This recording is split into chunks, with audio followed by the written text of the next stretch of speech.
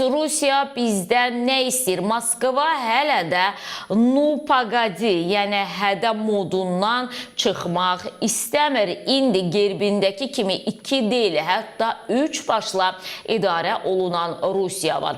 Rusiya artıq gerbindəki kimi 2 güya şərq və qərbə eyni anda nəzarəti simvolizə edən simvollar deyil, hətta 3 başla idarə olunur. Məsələn, baş nazir Mişustinin rəhbərliyi etdiyi aparat dövlət işlərini icra edir. Hərbi siyasi güclərin birləşdiyi ikinci baş Qərb və Ukrayna ilə müharibə aparır. Ölkə daxilində qadağaları legitimləşdirmək üçün qanunları sərtləşdirir və s.